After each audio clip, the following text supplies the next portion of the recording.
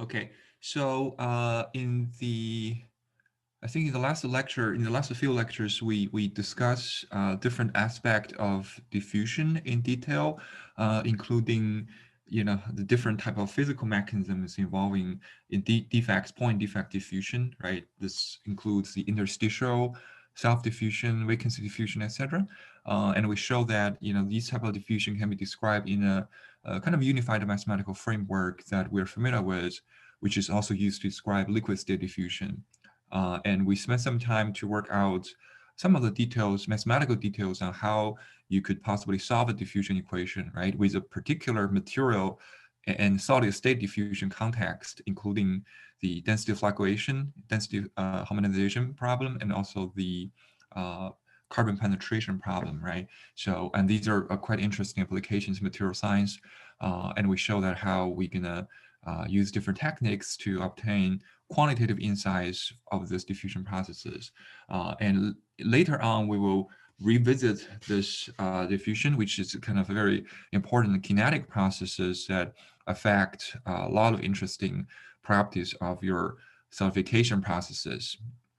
But before that, we're gonna kind of switch topic again, right? So now if you look at what we have discussed over the, I would say, last probably 10 weeks or 11 weeks, uh, we first, look at these two fundamentals of our class in detail, right? The first fundamental aspect is thermodynamics. We spent a lot of time introducing the concept of entropy, free energy, and demonstrate how we can use these very useful concepts to understand the thermodynamic behavior, phase behavior of a model alloy system, which is binary solution, right? And we move on to show that how you can also construct phase diagrams from free energy considerations and show that how we can get information from the phase diagrams going back and forth from atomic level consideration, microstructure, and thermodynamics, right? This is kind of the first aspect, which is thermodynamics, and this aspect provide the driving force for the phase transformation. For example, if you change the temperature, change pressure, in most cases temperature, why phase transformations want to occur, right? Now we know that because at this lower temperature, whatever the stable phase is going to have a lower free energy, and that is the driving force for phase transformation to occur. And then we move on to talk about diffusion. Why? Because it's a very important kinetic processes that are used by the materials, used by the atoms to guarantee or keep on doing this transformation. So it's actually the kinetic pathway through which the atoms can move around and complete the phase transformation.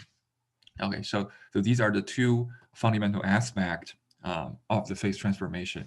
Now, since we already hopefully that has a very solid understanding of these two fundamental aspects, now we're going to move on and talk about the really the key topics for our class, which are the phase transformations. Okay, so let me do this. Yes. So in this, so in general, we're interested in phase transformations in alloy systems because that's, it's the most useful, form of materials that we're typically dealing with, right? But in alloys we have, additional complications, like you have to worry about not only the temperature effect but also the composition.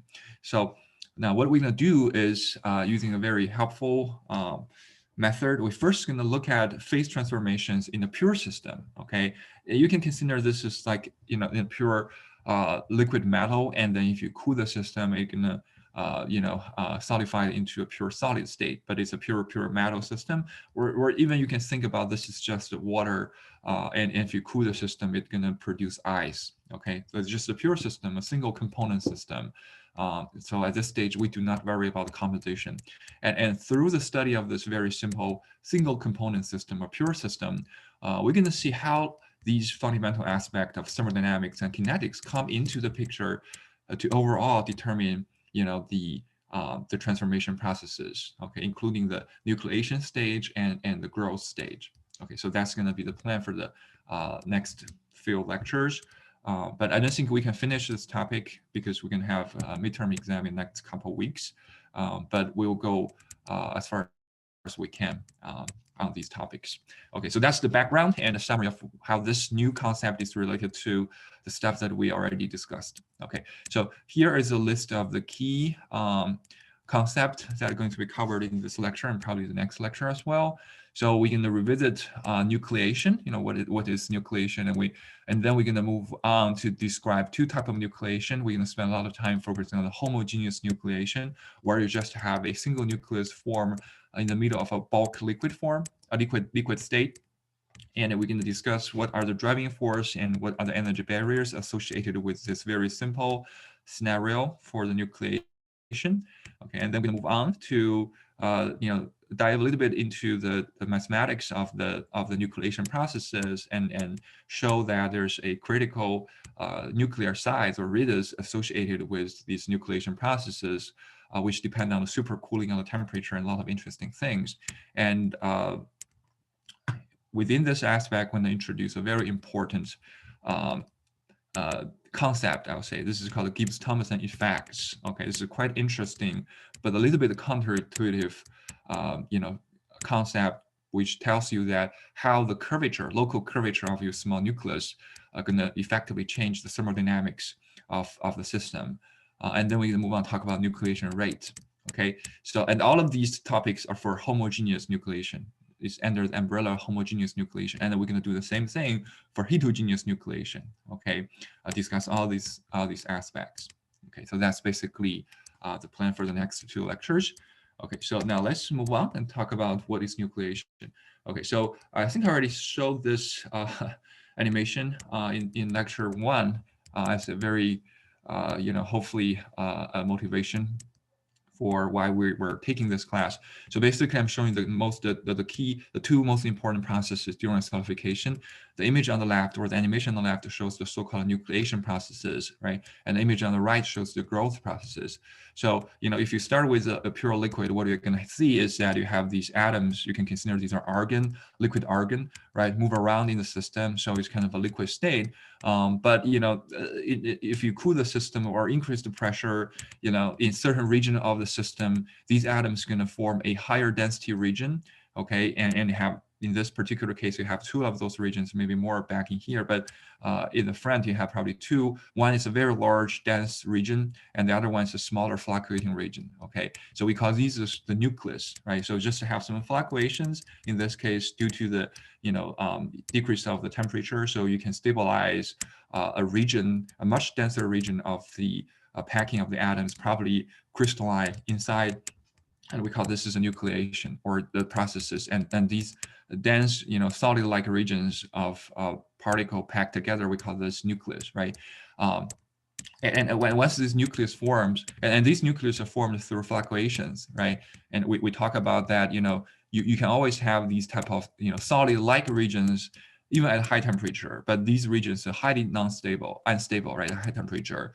So you can imagine that if you do a very careful search of a liquid water at, for example, 5 degrees Celsius, you can probably find significant amount of, solid ice-like regions, but on very, very small length scale, maybe just a few astrom, less than 1, a nanometer, but these things are not stable. You can see them, just for, I don't know, millions of a millisecond, and then it just melt back into the liquid state. But nonetheless, they can form, right? Because of the fluctuations, because the atoms, molecules, they're all moving around. They're all, packing simultaneously, taking different packing configurations. So there are certain chances that at some time point, you can have a solid-like region, right? But the fact that, at high temperature, these regions are not stable. But if you now cool the water, for example, below 0 degrees Celsius, you can still have those regions form, which we call nucleus, and these nucleus become stable, right? And they start to grow in this particular case. They have this particular symmetry, and they start to grow, to eventually, throughout the entire system to transform the whole cup of water into ice. Okay, so these are the two important processes for the solidification, for the liquid solid transformation processes. The first one involves the nucleation, and the second one involves the growth. Okay, so we're going to talk about these two processes in detail separately, but in this class, we're going to talk about nucleation. in detail. Okay, so now let's look at the thermodynamics of the nucleation. Okay, so we briefly mentioned that, okay, so nucleation involves fluctuations, right? So this means that because the atoms are constantly moving around, they're constantly rearranging their configurations. So there's always a possibility that atoms can pack into a solid-like structure, right? So the question is that, we do not deal with those fluctuations because this is more like, the nature of these are very, random. So at this stage, we do not treat those things, but we could if we want. But in this class, we'll not treat those stochastic processes. But we're going to work with directly the fact that if I already have a particular nucleus of certain size, like for example, like this, right? So I start with a water system, a liquid water, right? And at a time, and then I consider that at a later time, I suddenly have a small nucleus in the water due to fluctuations. I do not spend too much time analyzing this stochastic fluctuation processes, how I produce this nucleus. I just say, after some time, I can see there's a nucleus in the system. Now what I want to analyze is that whether this nucleus is going to be stable or not, right? From the thermodynamic considerations, because this is the most important thing, like in the context of this class. So, and we know that basically in order to understand whether this guy is stable or not, you have to compare this system where you have both a liquid and a nucleus to the original system where you just have a single liquid phase in the system, right? And we also know that the criteria for thermodynamic stability is that which of these two systems have a lower free energy, right? That's the way how we determine thermodynamic stability. So that's what we're going to do, right? So I think we're quite familiar with this processes, right? So we write down the free energy for the liquid state, and typically we separate this into the contribution from enthalpy and the contribution from entropy, right? And similarly for the solid state, we also do the same thing. We write down the free energy of the solid state into and separate those, or consider contributions from both the enthalpy and entropy. And we also know very well at this stage why you have a phase transformation is because enthalpy and entropy favors different configurations. Enthalpy likes ordered crystalline solid packing, and entropy like liquid state, right? But temperature here play a key role in determining which of these effects or which of these two contributions is going to win. At low temperature, temperature when T is relatively small, okay, the enthalpy going to take a dominant role, so the system wants to be in the solid state. And at high temperature, because of this weighting factor, entropy going to take a more important role, right? So the liquid state is more favored in terms of the overall free energy consideration. Okay, so now we choose a particular temperature, and now we're going to compare these two free energies of these two states, right? And so the comparison is very straightforward, but I think we also seen this before, right? So we can actually show do a plot of the free energy for the liquid state and free energy for the solid state, which are respectively given here. And we only look at, because we're talking about nucleation, right? So this means that the temperature of the system is going to be very close to the melting point. We can do a supercooling, but this will just be like a few degrees lower than the melting point. And in this particular case, we can approximate, right, locally approximate the free energy curves as straight lines, right? So basically what I'm showing here is approximation of the free energy curve for both the solid state and liquid state as straight lines. And clearly this intersection, okay, defines the so-called melting temperature. And if we were talking about water and ice transformation, that's going to be 0 degrees Celsius, right? And we know that from the free energy curve, if you increase temperature above the melting point, okay, which phase is going to be more stable from the liquid, because the liquid has a much lower, not much lower, but a lower free energy compared to the solid state at any given temperature above Tm. And on the other hand, if you cool the system, cool the temperature below Tm, you see that now the solid curve is going to be lower than the liquid curve. Okay, and for this particular temperature T, okay, and you have a free energy difference, which we denote by dot G. Okay, this is the difference between a bulk solid phase and a bulk liquid phase. Okay, so that means that if we cool the system to this temperature, and the solid phase is going to be stable, right? That's the free energy consideration. Okay, And so if we take a closer look at delta G, we know that delta G can be written in terms of the two contribution delta H and the entropy difference. Okay, we don't know what is the difference between the entropy, but we do know what is the difference between the enthalpy, right? This is the difference due to, you're forming the difference due to the interaction energy between a trunk of solid and trunk of liquid. And we know that the solid states have a lower enthalpy because the atoms pack in a much ordered way, so they have a better hydrogen bonding between the molecules in the case of water, right? And this is going to release some energy, and we know that the amount of energy released is the difference between the enthalpy, and this is something that we can measure. Okay, this is the latent heat that we can possibly measure during the transformation, and typically given in terms of joule per mole. Okay, so yeah, so and based on that consideration and the fact that at this melting point, the free energy difference between the liquid and solid state is 0, right? So we can write down this equation, right? So we know that the difference of the free energy is a function of temperature, assuming that if you just have a very small temperature difference, or you just consider a temperature region near the melting point, we can consider the free energy difference is a linear function of T, right? As you can see here. And T is the only variable in our system. And we know that when we plug in T equals to Tm, which is melting point, the free energy difference equals to 0, which is this point, right? And this is going to give us an equation between delta S, which is a constant in this equation, and delta H, which is also constant. And we know that delta H is related to the latent heat, right? And now we can write down delta S also in terms of latent heat and the function of melting temperature. Okay, we showed this before, but just it's nice to revisit this concept again. And now this allows us to easily write down the delta G as a function, which is a very simple linear function of this degree of supercooling delta T, which is the difference between your current temperature and this melting temperature. Okay, so I think in this particular plot, we consider delta G as a positive quantity. So delta G is defined as Tm minus T. Okay, but sometimes in other literature, in our textbook, they may actually use a different mechanism for sign. Like they may choose delta T is minus and delta G is minus, and then this should be considered as you take the solid state and free energy minus the liquid. Okay, but it should be clear in different contexts.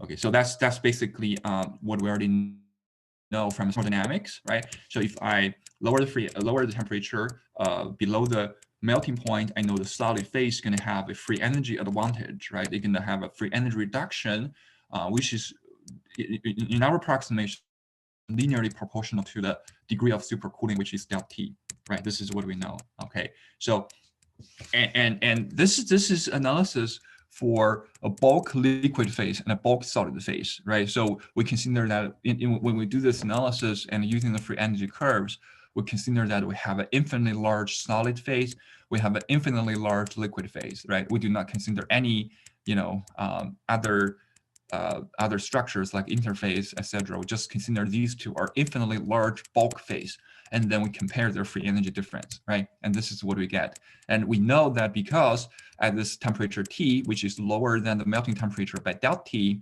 I have a free energy advantage, right? Because I can lower my free energy by this delta G if I transform from the liquid state to the solid state. So this free energy advantage or free energy gain or free energy reduction is the physical driving force for the transformation, right? Because I can reduce my free energy by doing the transformation. So I want to do that.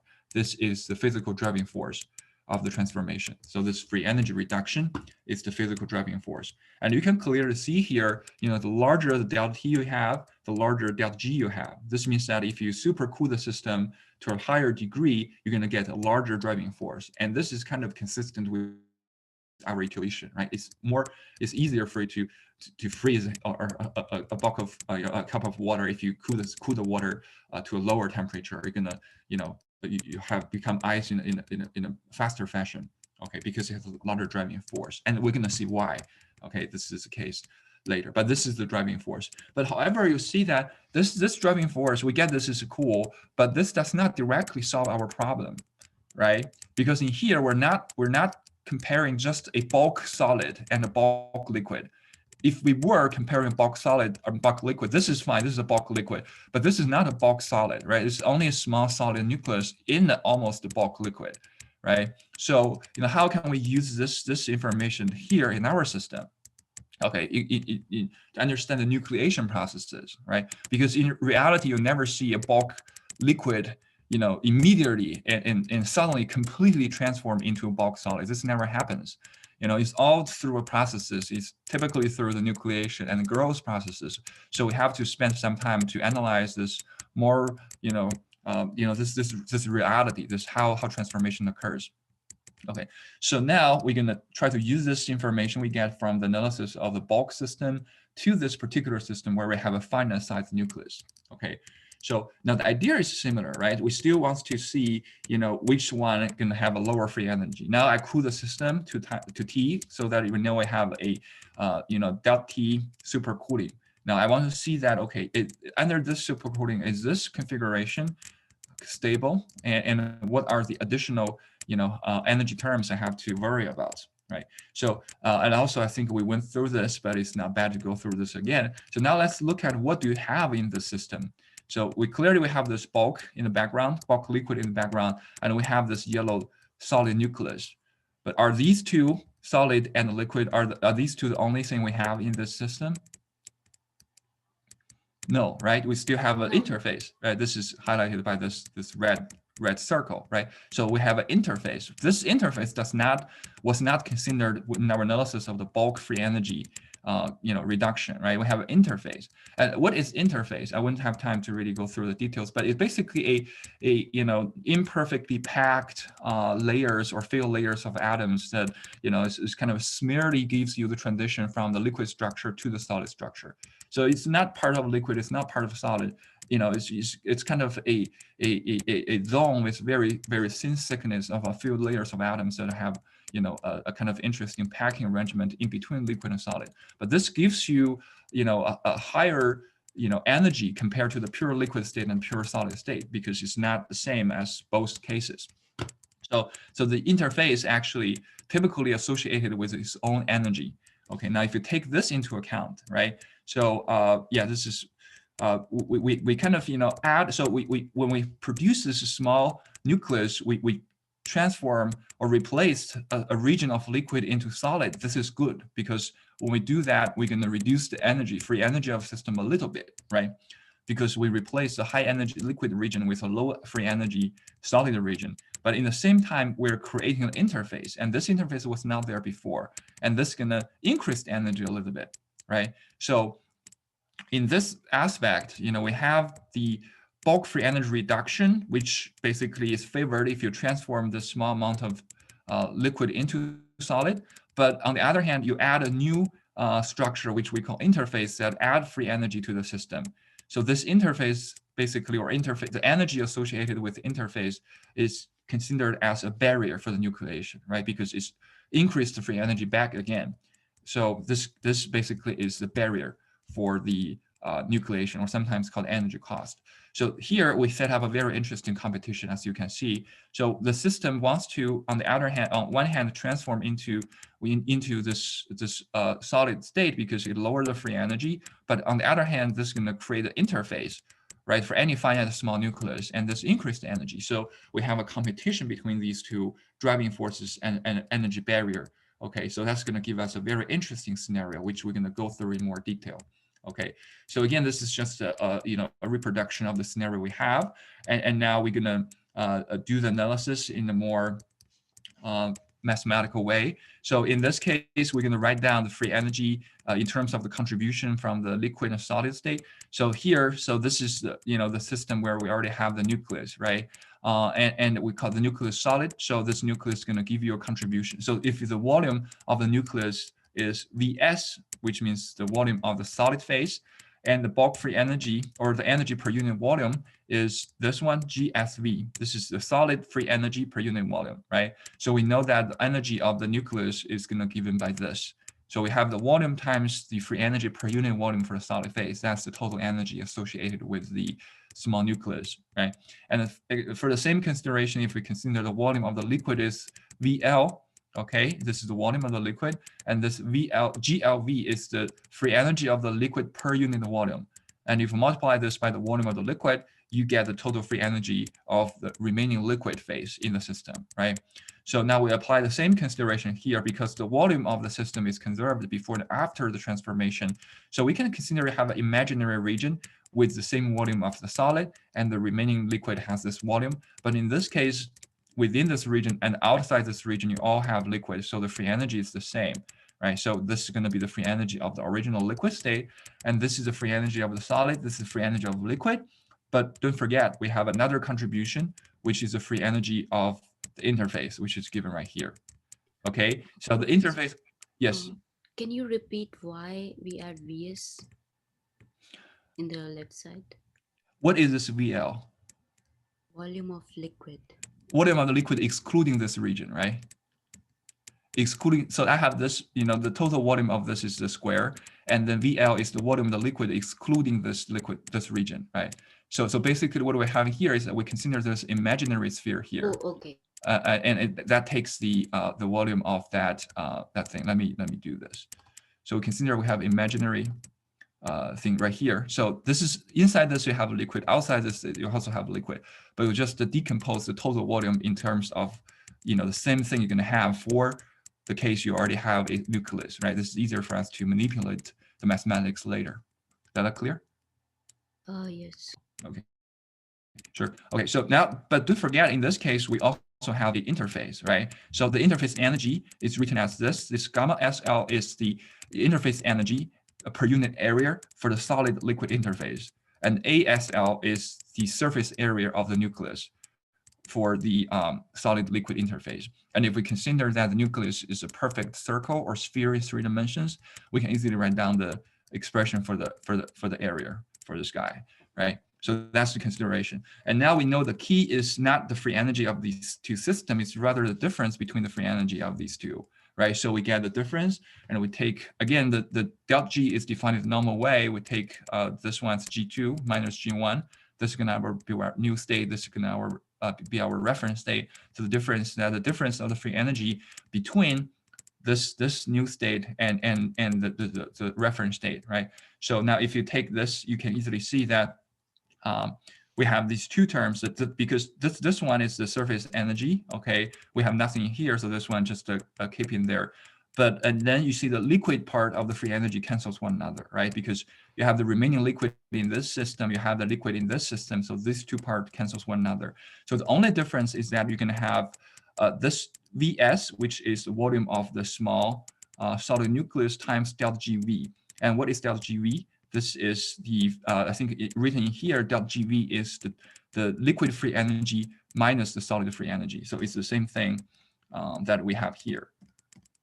This is delta G, okay? Okay, the same thing here, but now it's just written in terms of per unit volume. So this is the free energy difference between the liquid state and solid state per unit volume, okay? And let me ask you, is this delta G positive or negative if we have a supercooling? Positive, so that the whole thing is negative? Exactly. So delta GV is positive, right? Because the difference between the liquid free energy and the solid free energy per unit volume, because liquid has a higher free energy if we have a supercooling. So this delta GV is positive. And so basically this means that when you have a negative sign in front of this, you're going to have the overall free energy reduction associated with this volume term. Does that make sense, everyone? And then for this one, for the energy barrier, this interfacial energy is positive, area is positive, is clearly positive, so we have a positive term. So basically you see now the delta G not only, so delta G is what is the difference between the free energy of this state and this state. Okay, if we don't have any interface, we know for sure that delta G is going to be negative, right? But now since we have an interface, which is what we call the energy barrier, there is a possibility that it's under certain conditions, I may have a free energy, overall free energy that is, delta G that is positive, which this means that the formation of nucleus is not favored. And we'll see under what conditions that occur. Okay. Professor, this gamma, uh, should there be a factor of 2 because there are two surfaces? It's If not surface, it's just the interface. yeah, but it's one is in contact with liquid and the other in No, contact with solid. no, it's just that you think about this way. You can consider there's three objects, right? We're not looking at, so this is the liquid and solid. It's just, we just modeled this. This is only one interface. If you have two solid things, they form contact with one another. There is only one interface. We're associated with a single energy term with this single interface. There are two surfaces, but there's a single interface, and this gamma is the interfacial energy. It's not the surface energy. Does that make sense? Yeah. Okay, so now let's do some detailed analysis to see under what conditions. So now we know that there are two terms that possibly going to contribute to the free energy difference, right? And let's see under what conditions these two terms gonna dominate. Okay, so you see that let's first do analysis to see what possibly are the factors affect these things, right? So if we look at delta G, okay, this delta G is what? It's the free energy difference per unit volume. Okay, what factors determine this delta GV? Enthalpy and entropy? Enthalpy and entropy, but basically based on our analysis, you see the main factors are the thing that we can control is mainly the cooling, right? The supercooling. Because when we fix the material, say this is argon or this is water, we fix the melting temperature. We also fix the latent heat per unit volume, right? So the only factors that we're going to change are going to be delta T. But for now, let's fix delta T. Okay, let's fix a particular cooling. And then this guy going to be constant, right? Does that make sense to everyone? Yes. Okay, so this has nothing to do with the size of the nucleus. It's only dependent on the supercooling. And if we fix supercooling, this guy is a constant.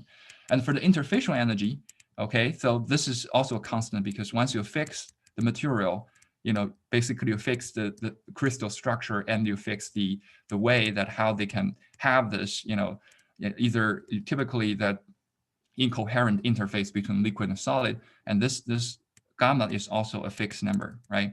So you can see that, if we fix temperature and fix the material, the only thing that are going to play a role will be this Vs and ASL, right? What is Vs? It's the volume of the small solid nucleus, right? And ASL is the surface area. Does this make sense to everyone?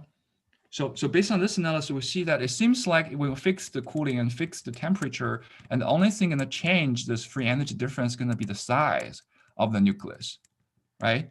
Does that make sense? So now let's just do analysis. If this is the case, well, let's write down a model. Okay, if you say the size is important, now let's assume that the nucleus is a perfect sphere or perfect circle in 2 dimensions. But let's work with 3 dimensions, a perfect sphere, because in this case, I can easily write down, explicitly what is the volume of the nucleus and what is the surface area. And we know that in the case of a circle or sphere, these quantities are only a function of the radius of the guy, right? So I can easily do that. Okay, so now what I do is I write down, assume that I have a spherical nucleus in 3 dimensions.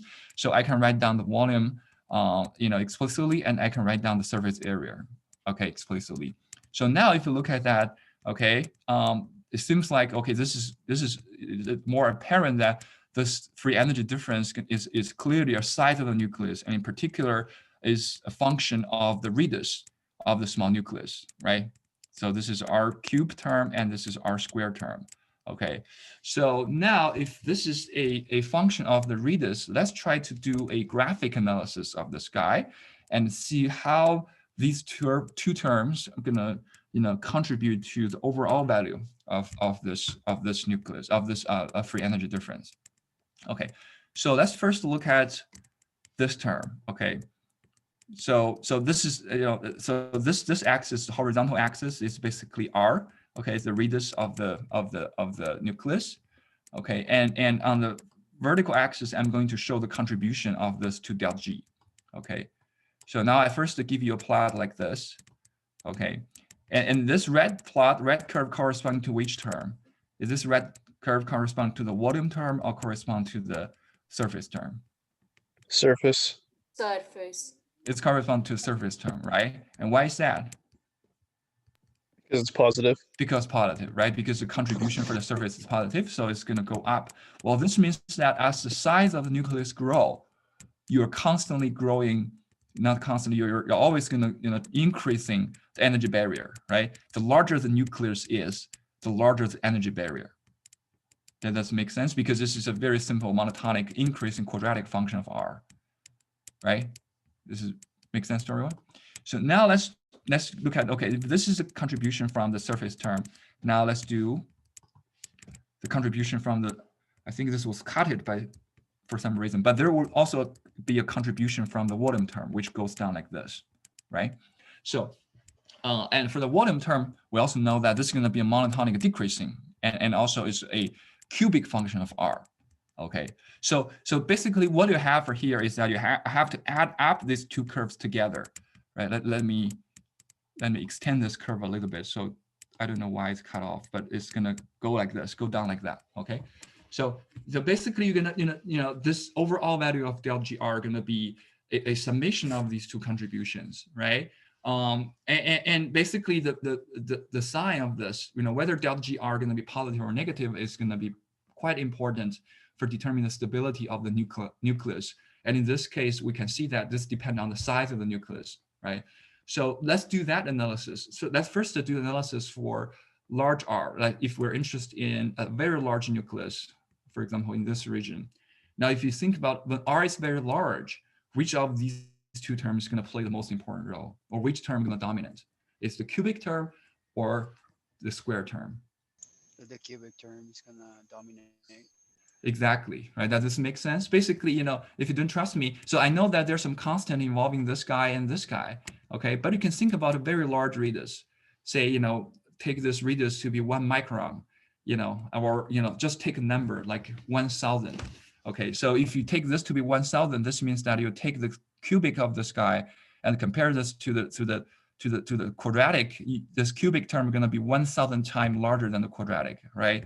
And you can keep on doing that. So eventually, because this grow as a cubic, this decrease as a cubic, this is going to only grow as a quadratic. So for sufficient large R, this term eventually going to dominate, right? The cubic term, the volume term, eventually going to dominate, right? So and what is the implication for this for the value of del GR? This means if the cubic term is dominant, what does this mean?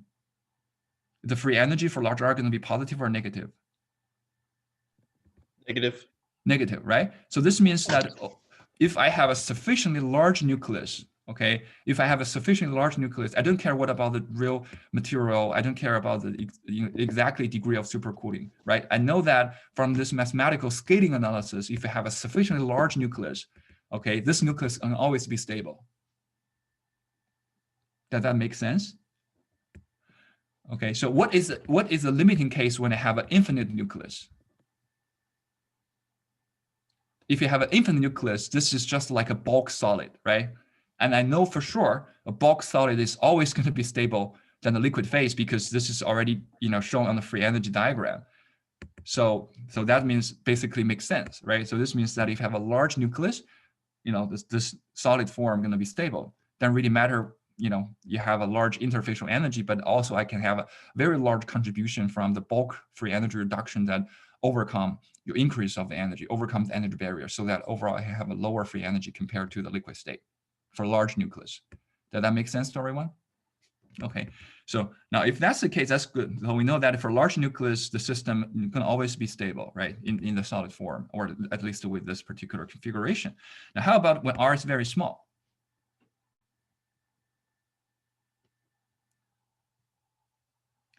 Which term is going to be dominant if you think very small R? The quadratic term is going to be more dominant. The quadratic term, right? Does it make sense? You can take another extreme. Take R equals to 0.001, for example. We don't care about the exact unit, but just take about this. Okay, and if you take the cubic of this guy, okay, and versus the quadratic of this guy, this means that this term is going to be 1,000 times smaller than this. Does that make sense to everyone? Right. So basically, when R is very small, this quadratic term is going to dominate. And if you convert this back into the free energy consideration, this means what? If you have a small nucleus, okay, it can actually have an overall increase of the free energy. For the formation of the nucleus is going to increase the free energy of the system. Does that make sense to everyone? So, and then you see that in here I have a negative, and in here I have a positive, right? And so what does this mean? Does this mean this del GR as a function R going to be monotonic, or this function going to be first increasing and then decreasing? Increase and then decrease. Right? So because you know that here is positive and here is negative, this means that this function has to be a non-monotonic function, which first going to increase and then somehow decrease, right?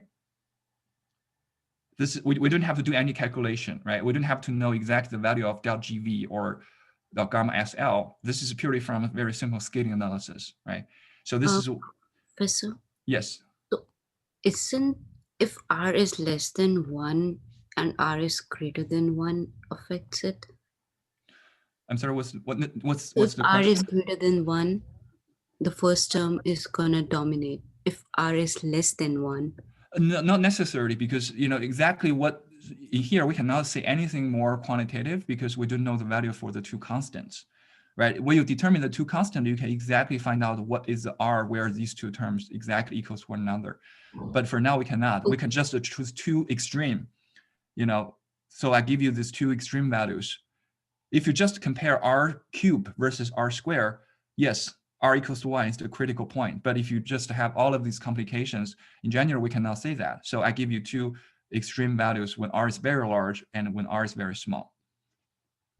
Okay, that clear? yeah. Okay, so yes, so basically, as we said, these are the two contributions from these two terms and from our scaling analysis. Okay, really take the extremes. We know that when you add up these two together, you're going to get a non-monotonic function. Okay, now what is the key feature of a non-monotonic function? What is the most interesting feature? Is that you're going to have a local maximum in this case, right? Does this make sense to everyone? Again, you see, we don't have to go to any real calculations, just from very simple analysis. We can already obtain very, very clear and correct physical picture for this. So now let's do the curve. So this is a beautiful, more professionally drawn curve for this guy. And you see that this is exactly as we did before. We have an interfacial energy, which is proportional to R squared. We have a volume-free energy reduction proportional to R cubed. And also this have del T here, but we already fixed del T, right? So it's only proportional for R cubed. And when you add these two contributions together, you get a profile for the del GR, which is the free energy difference as a function of R. And we have a very interesting local maximum associated with this guy. Okay, so is this clear, this analysis? Okay, so now let's look at this analysis. Let's look at this particular form of free energy in more detail and see what we can learn from that. Okay, so I'm taking the plot here, enlarge this a little bit. Okay, so now here is the question, right? We know that when the nucleus is right here, is definitely going to be stable, right? When the nucleus has a large radius, it's going to be stable. And we know that when the nucleus is down here, have very small radius, is not stable, right? So this means that as the size of the nucleus increase, right? As the size of the nucleus increase, there exists a critical size that separates the stable nucleus and non-stable nucleus. Does this make sense to everyone? Right, so we know that for very large R, the nucleus is going to be stable, right? We know that for very small R, the nucleus are not stable because the interfacial energy is too large. So this means that when R increases, there should be a critical value of R that separates the stable nucleus and non-stable nucleus. Is that clear, this reasoning? Okay. Yes. So my question for you is that what is that critical R? What do you think is that particular R value is? I can give you some candidates and then we can choose which one are more reasonable, because I think I'm using more times. What is another way of asking this question is that what is the minimal size of a nucleus so it can further grow, i.e. stable, right? So I can give you two options. One is here, the other one is here. Wouldn't it be the red one?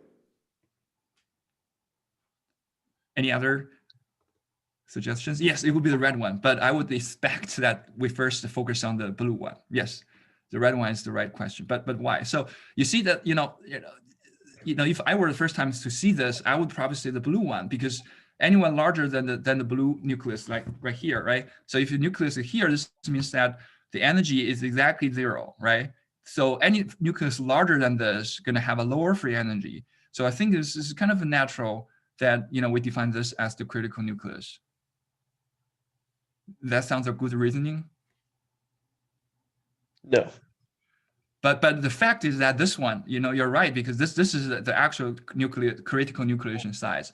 So what I'm missing here, why I cannot choose this guy, why this is over, kind of over estimating the size, minimum size of the nucleus? I think it's because at the red circle, like that, it's going to continue to decrease after that. So it's already like essentially stable before you hit that blue circle because the free energy is already decreasing. Exactly. So because in here, you see here it's a different, because in all our previous analysis, we're looking at two static configurations, right? When you compare, the state of the alloyed binary solution, you're just comparing a static configuration. But in here, this is a kind of very interesting and critical difference. The nucleation process is not a static process. It's not that at particular time you have the nucleus and they're going to stay there forever. It's not like that. We know that the nucleus wants to grow, right? So this is a dynamic process. So in this consideration, right, the consideration is that not only at this particular point, whether the free energy is going to be positive or negative, it's really, if you have a nucleus of this size and when the nucleus further grow, okay, now whether this further growth would decrease the free energy or increase the free energy. Does that reasoning make sense to everyone? So that's the key consideration here. Because we're looking at a dynamic processes, right? We're not looking at the static configurations. We know the nucleus, when it forms, it either grows or either shrinks, right? It wouldn't stay there. So it's actually, we need to analyze this in terms of a dynamic processes. So it's a question we ask is that, is the further growth of a nucleus of a particular size would further increase free energy difference or decrease the free energy difference, right? If the growth of the nucleus decrease the free energy difference, okay, we know that it's going to be stable, because when the nucleus already form, it's already there, right? It's already have a state with a higher free energy. Now, if the further growth will lower the free energy of that particular state, it will be stable, right? Does this make sense? So that's basically the same reasoning that you offer, but it's the same thing. So this means the red point is the stable. So what is that one? This is the local maximum, right, of this overall delta G R curve, right? So we know that if we choose this is fine, because if any nucleus larger than this is going to certainly be stable, but that is not the minimal size of the nucleus, right, to be stable in this case. The minimal size is down here, okay? Because when you have a nucleus, and any nucleus larger than this, if they further grow, you see that they're going to decrease free energy of the system. Okay, so that's a kind of interesting point that is different from before. So the condition for this is not G equals to 0, but rather the delta GR. This we should have that. So this for the typo, but it's rather this local maximum that gives you the critical nucleus, and the condition for this local maximum is given by what? It's given by the derivative, right, of this guy with respect to R equals to 0. Does that make sense to everyone? Okay, so if we want to get R star, which is what we call the critical nucleus, we want to get the position for this local maximum. And what is the mathematical condition for local maximum? The derivative with respect to this guy, the derivative of this delta GR with respect to R equals to 0. Okay, that does make sense to everyone? So I think I can't remember, but I'll suggest that you work out the mathematical details by taking the derivative of this guy, which is quite straightforward because it's just the derivative of a cubic versus the derivative of a quadratic, and all the other things are constant. And if you did that, you can easily find that R star equals to 2 times gamma SL and divide by delta GB, okay? Because this 4 pi constant things are cancel one another, and you end up with this, okay? And there's no tricks, and it's quite straightforward. And if you do the unit analysis, you know that this gamma SL is energy per unit area, right? And delta GV is energy per unit volume. So overall, you have volume divided by area, so you have a unit of length. So this is totally okay.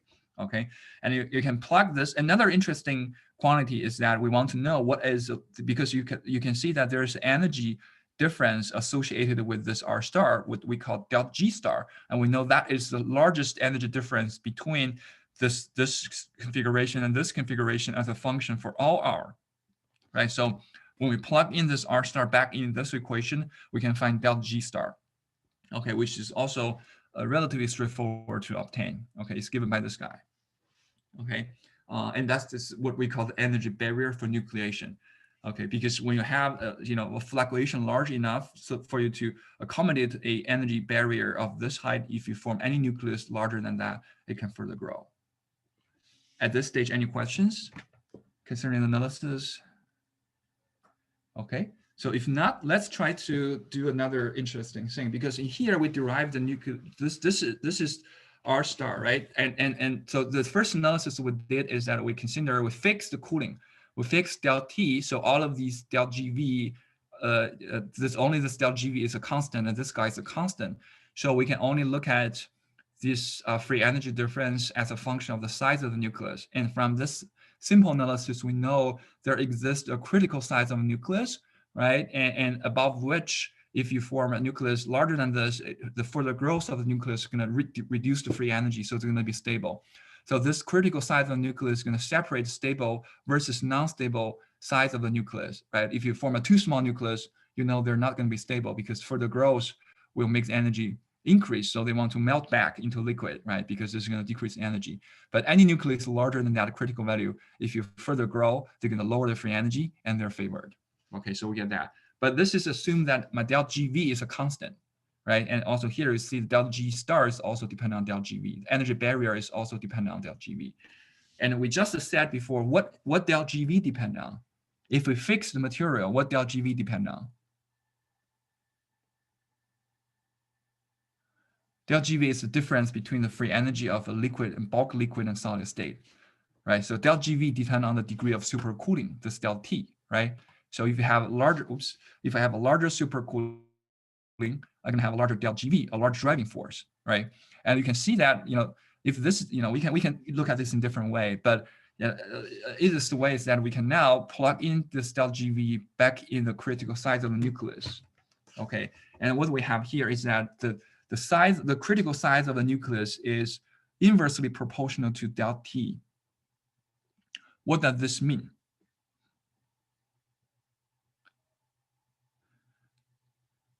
So, Well, I was going to say, as delta T gets larger, then the overall term gets smaller. So by cooling the substance a lot, it requires a smaller radius. The nucleation requires a smaller radius to actually like get going and be stable. exactly. So this is exactly what we get from here. So the thing is that if you have a larger supercooling, right? So that means that I cool the system more. I can actually afford much smaller nucleus than a small supercooling, right? This means that if I cool further, this means that I can stabilize much smaller nucleus. Okay. And based on our intuition, if we say nucleus, this nucleus is formed by fluctuations, do you think that smaller nucleus is more easier to form, or a large nucleus is more easier to form? Is it easier for you to have very small region of density fluctuation of a solid-like structure, or easier to have a very large region of such fluctuation? I would say smaller. Smaller, right? This is quite natural because you cost less energy. It's very easy to afford a smaller, nucleus, right? And by having a lower supercooling, this means that I can stabilize smaller nucleus. This means that as long as these smaller nucleus form, they're quickly stabilized, right? And they can further keep on growing, right? And what is the consequence of this? What is the advantage for this? Well, this means that if you have a larger supercooling, right, you can stabilize much smaller nucleus, which has a much larger chances to form. So this means that you can have a lot of these small nucleus simultaneously start to grow, and overall, that's going to give you a much faster solidification processes. Does that make sense to everyone? So this is consistent with our intuition that why, if you cool the water, further, it's more quicker to transform into solid, because you stabilize a much more large number of nucleus and they can quickly grow. They all grow.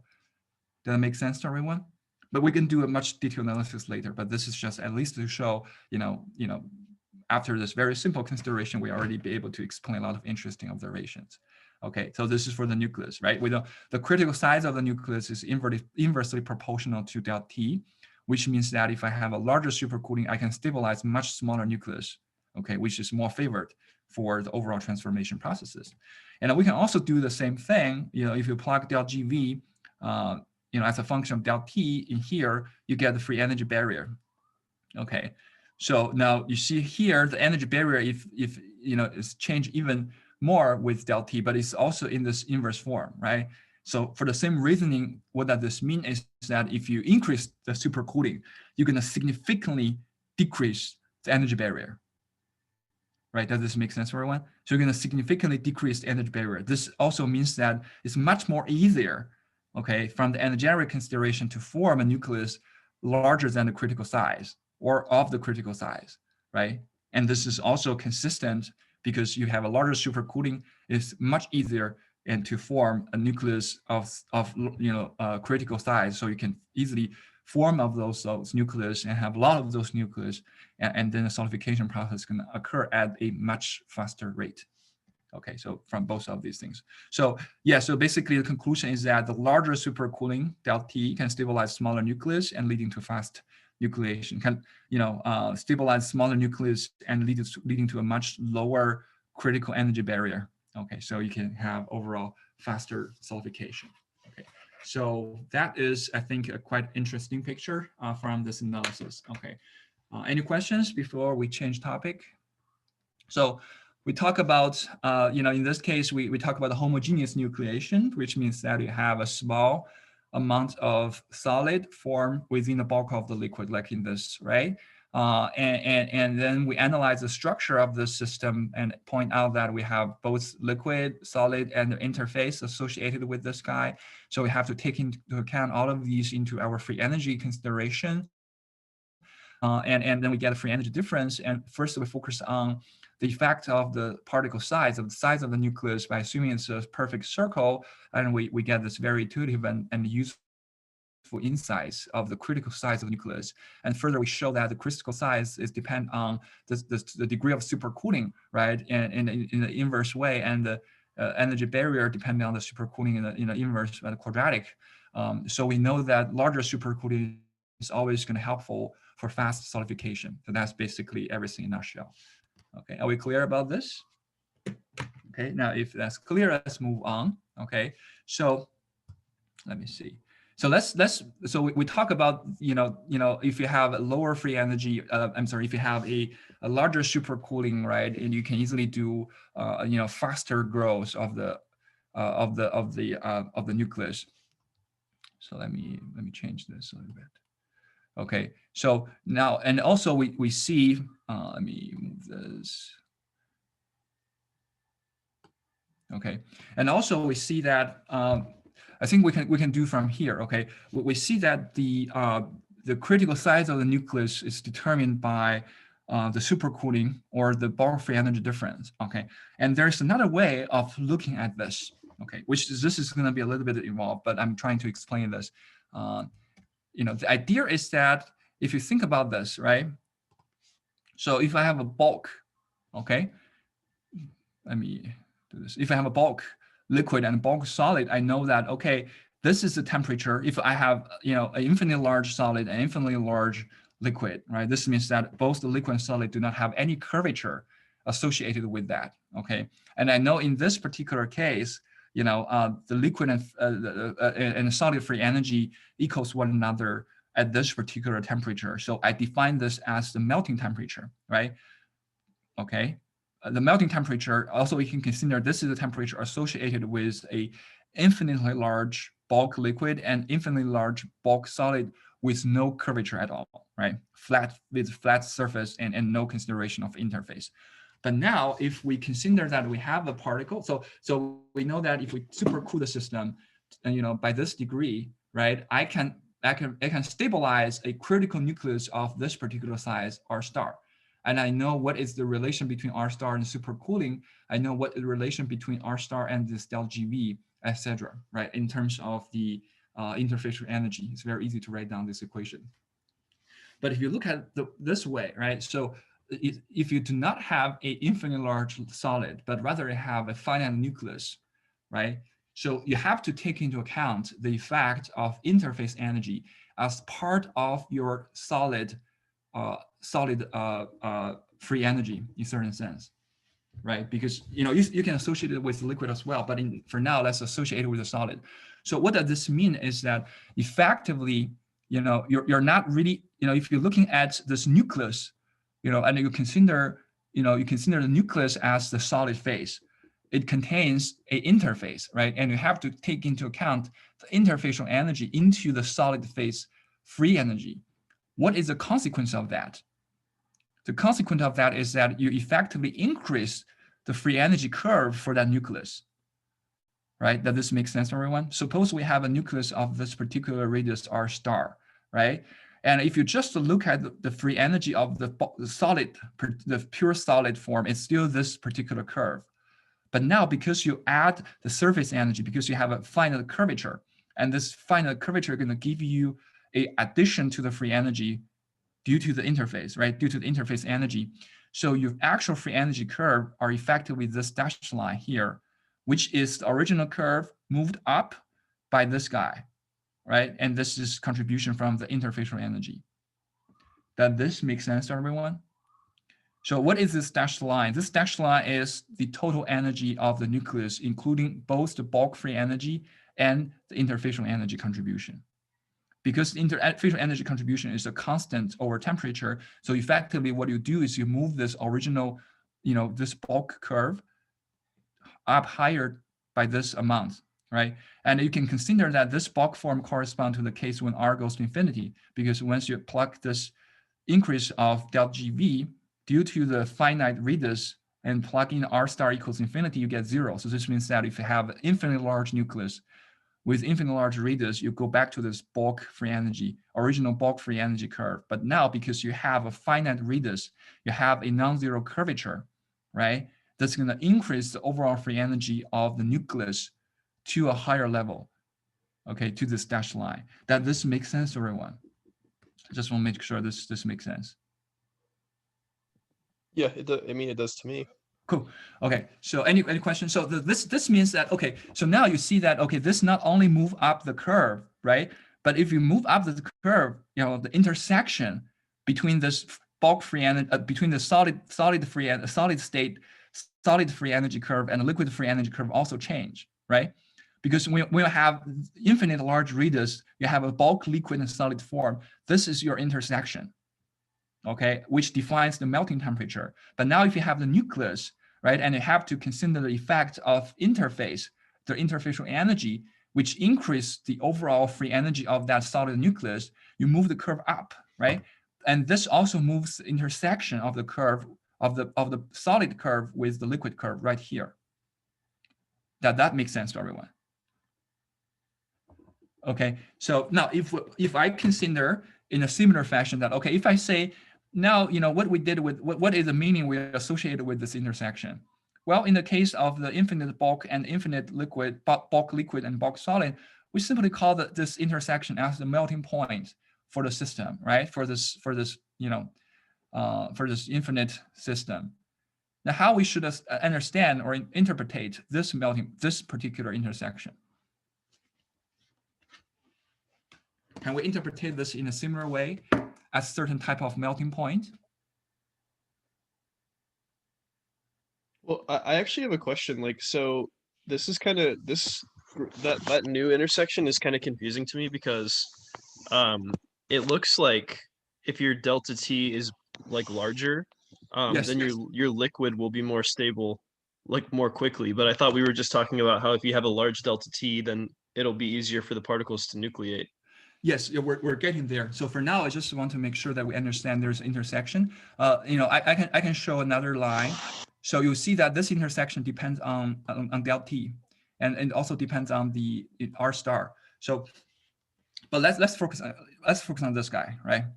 Let's focus on this particular intersection. What I want to say is that, this basically means, another way to look at this is that you can consider this R star is the critical radius that is, just stable at this particular temperature, right? But what is the meaning of just stable? This means that if you increase temperature a little bit, it's gonna melt, right? Because if you increase temperature a little bit, this means that, this is your basically your current stage, right? If you have this particular delta T, okay, and this particular nucleus is just stable. Now, suppose that we choose a temperature a little bit higher right here.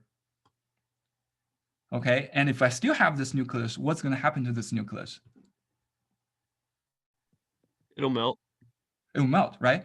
Which means that because if we have a higher temperature, this means that this R star is too small to be stable for that lower degree of supercooling. So it will melt. But effectively, if you look at this, this means that if I have any temperature higher than this point, it will melt, right?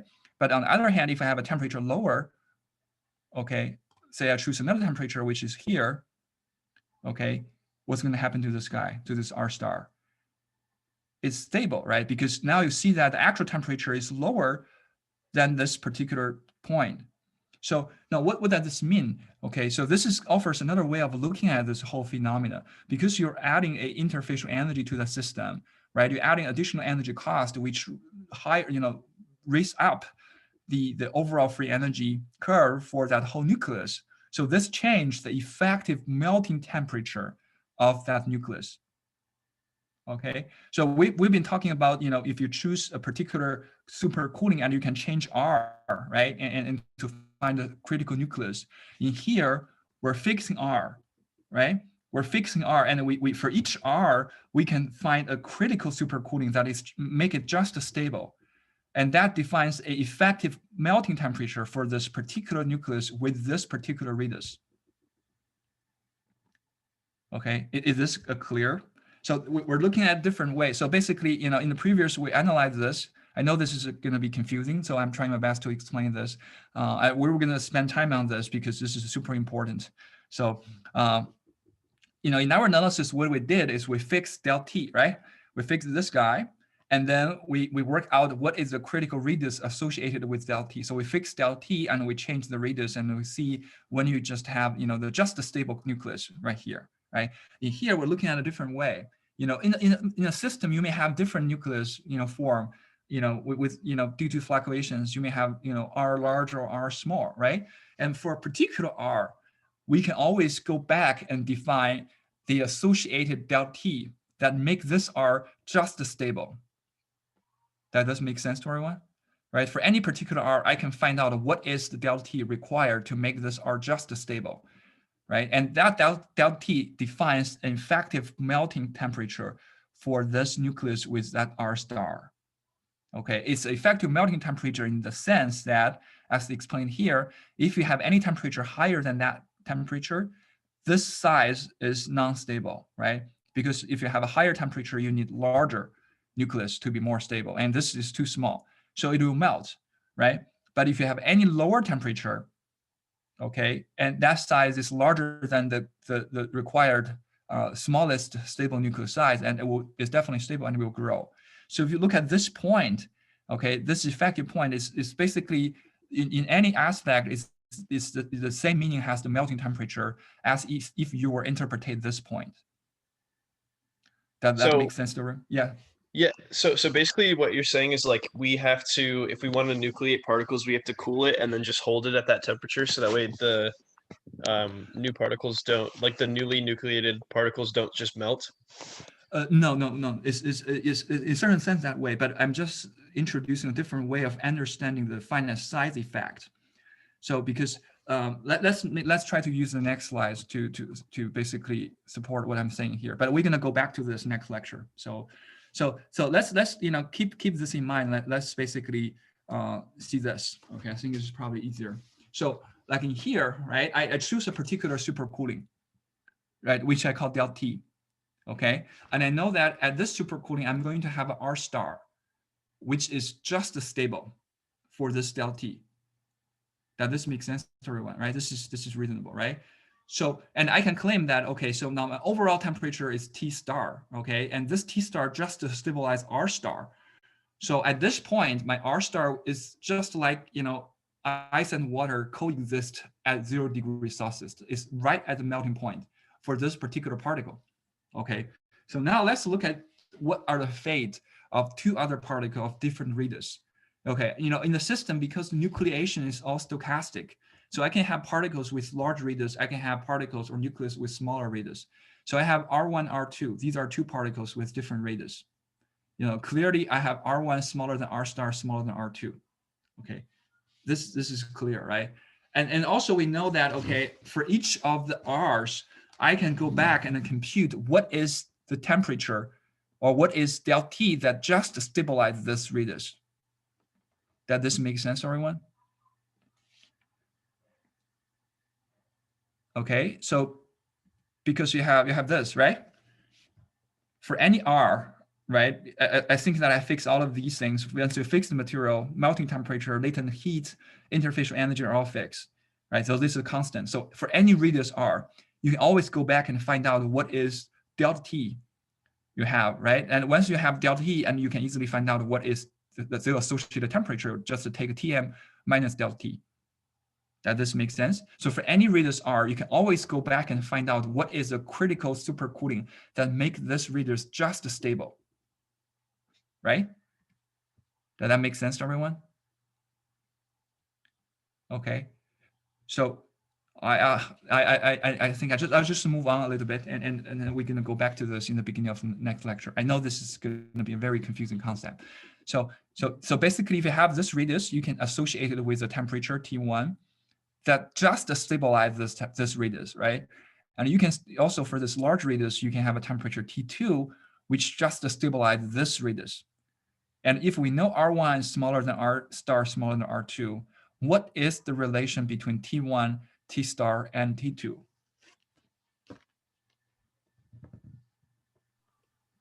Or what is the supercooling delta T required to stabilize R1, R star, and R2? Among these three particle radius, which one requires the largest supercooling to stabilize? Would it be T2? Del T. No one. The R1, right? Is the small is smaller nucleus easier to stabilize or difficult to stabilize? Easier. Is a smaller nucleus easier to stabilize or difficult to stabilize?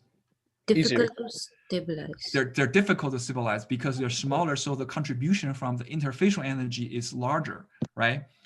To overcome this large energy increase, what do we have to do? We have to further lower the temperature. We have to increase delta T, to balance this larger contribution of the interfacial energy, right? So a smaller particle, a smaller nucleus is more difficult to stabilize, meaning that I will need a larger supercooling, which means that I only can stabilize this smaller nucleus at a lower temperature. Now this makes sense. Okay, so the temperature that required to just stabilize a smaller nucleus will be lower, right? So I know that this T1, okay, is the temperature required to stabilize this R1. I know this is going to be much, deeper in this region, maybe somewhere down here, right? It requires much larger delta T than my R star. Does that make sense to everyone? Okay, yes. I hope so, right? So now for the same reason, this large particle is more easier to stabilize, right? Because it's larger, I know that interfacial contribution will be less important, right? So I can have a fairly smaller supercooling to overcome that effect to stabilize that. So my T2 will be higher than the T star, right? Than this guy. Now I choose my temperature to be T star, right? This is the overall temperature for the whole system. And now I have different size of nucleus, right? And this one I know is just stable with respect to this temperature. And then for these two nucleus, I can work out inversely what are the temperatures that stabilize these nucleus, right? I will work out T1, which the temperature stabilizes R1, and T2 is temperature stabilizes this larger R2. Now, what is the relation between T1, T star, and T2, given that R1 is smaller than R star, smaller than R2? Is T1 going to be lower or higher than T star? T1 is lower. It's lower, right? You have to cool further to stabilize this compared to R star, right? And how about T2? Is T2 going to be higher or lower than T star? Higher.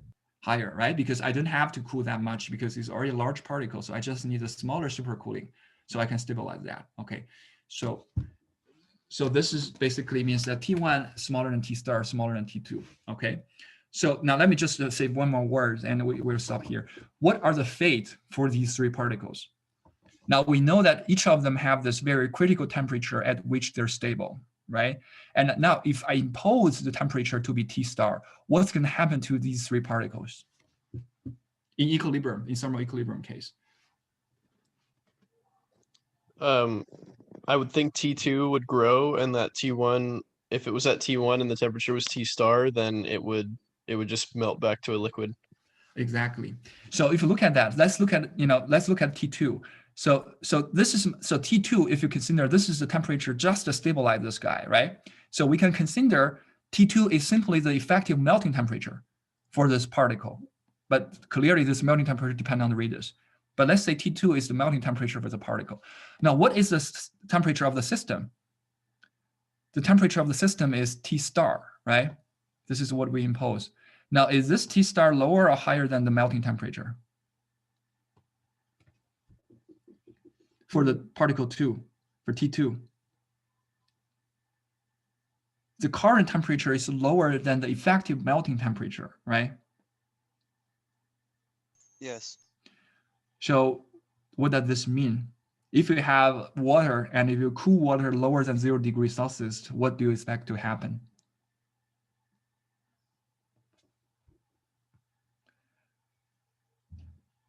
So this particle requires at least this T2 to become a solid, right? And if you give a lower temperature than T2, will it be happier or not happy? Will this guy further continue its transformation or melt back into liquid?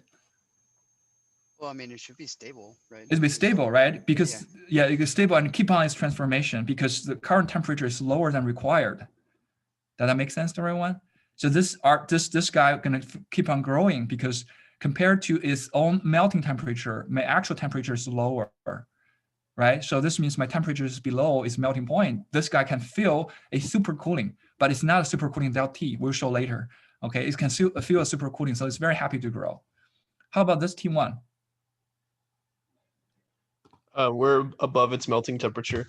Exactly. So T star is above its effective melting temperature. This is like you have a cup of ice, but you put this ice at 10 degrees Celsius, so it's gonna melt, right? So it's wouldn't stable. It can make form this nucleus, but it's not going to be stable because it's too small, or in other sense because its effective temperature, its effective melting temperature is lower than the current temperature. So this means that my current temperature is too high for the sky to further grow, for the sky to be stable. So it's going to melt back into liquid. Does this make sense to everyone? Okay, and in this sense, what happens to this R star is that this is like, just have ice and water coexist at 0 degrees Celsius. Okay, so if you do not do anything to any perturbation, this guy going to remain to be this particular radius. It will never grow. It will never shrink. Does that make sense to everyone? Why this is the case? Because if you look at this, you can look at the local minimum is right on the top of the hill, right? And the derivative is 0. So it's in a kind of balanced situation. If you do not give any kick to this guy, it's going to remain there forever. But this, we know, it's not a stable equilibrium. So if you just kick a little bit, it's going to move, right? But if you think about this, okay, so what we're trying to do here is that we're trying to associate it with effective temperature for each of these particles with finite radius, right? And the particles with different radius will have different effective melting temperature. So now if I impose a particular temperature like T star in the system, right? So each particle gonna feel the T star in a different way, right? So this guy gonna feel T star right as its melting temperature. This guy will feel T star too low because I only need the T2 to further grow, right? But if you give me T star, it's lower than T2, so I'm very happy to further grow. But for this guy, T star is too high because I need a lower temperature T1 to further grow, to further transform, and the T star is too high, so I'm going to melt. Okay, so the whole point here is to basically demonstrate that we can associate it with effective temperature for each effective melting temperature for each of the finite size nucleus. And the value of that melting temperature is determined by the radius of the particle, okay, through the equation that we just derived. I'm going back to the previous slide. Okay, so this guy.